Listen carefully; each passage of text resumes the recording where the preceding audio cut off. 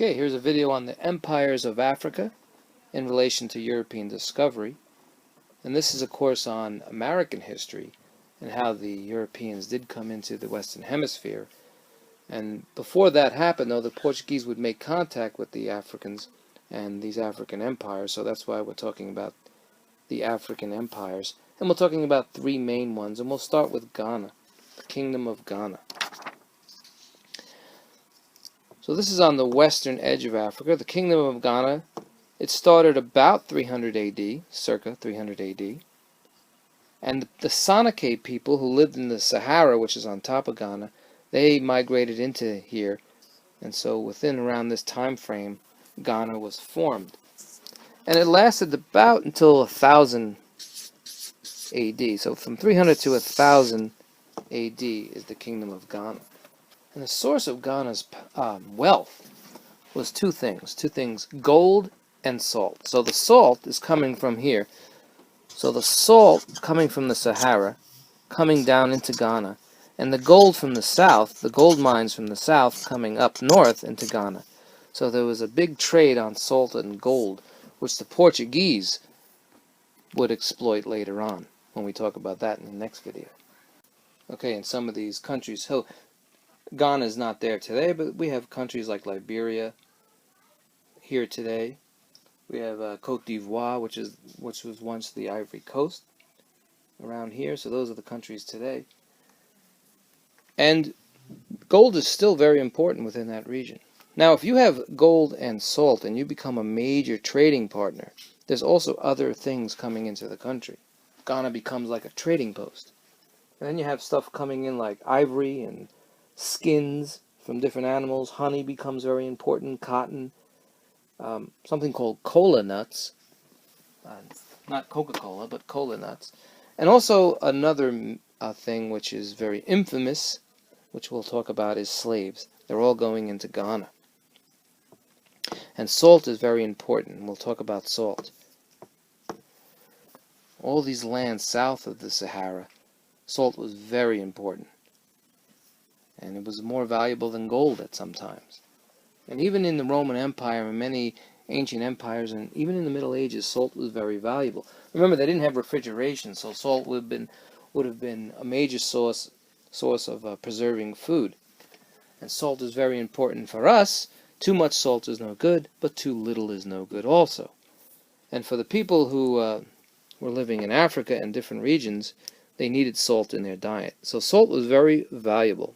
And so it's coming from the Sahara Desert into the Kingdom of Ghana, and gold coming into here, and you get this major trading post. Again, not just salt, not just gold, but looking at other commodities and slaves. So the gold-salt trade is in Ghana, and Ghana would have, from 300 to about 1000 AD, they're going to have a monopoly. They're going to be the major trading a major trading post for salt and gold, and the Europeans are going to know that, and the Portuguese are going to come in.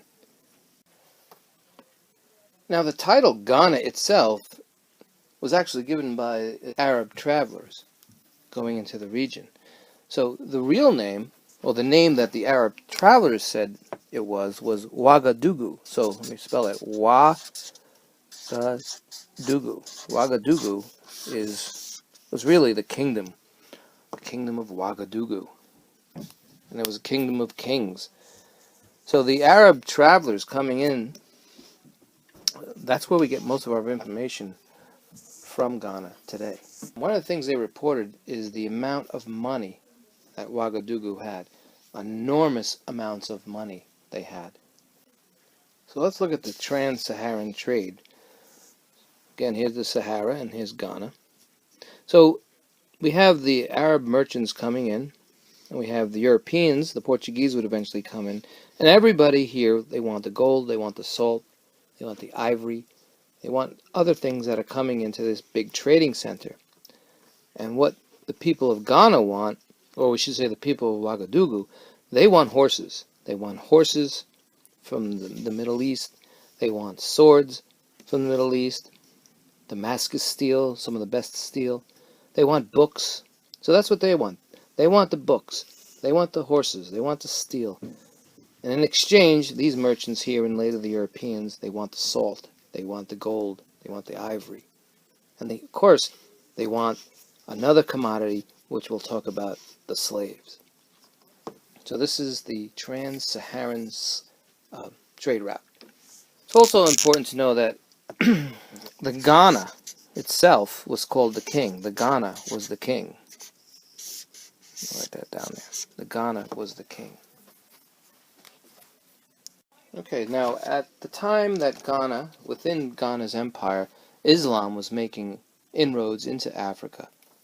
And a group here, the Almoravids which lived in Morocco and parts of Spain, they would eventually conquer Ghana. So within around 1000 AD, in the 11th century, the Almoravids came down and conquered Ghana. And this was a Muslim empire. So here, again, the Almoravids, their capital is in Marrakesh, which is still there today. Casablanca is north of that today in Morocco.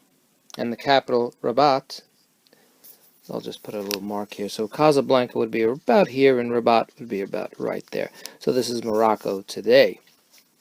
And of course, this, when we talk in 8th grade, when we start talking about World War II, we'll talk about Operation Torch, in which the U.S. and the British would invade North Africa in their first attack at Nazi Germany.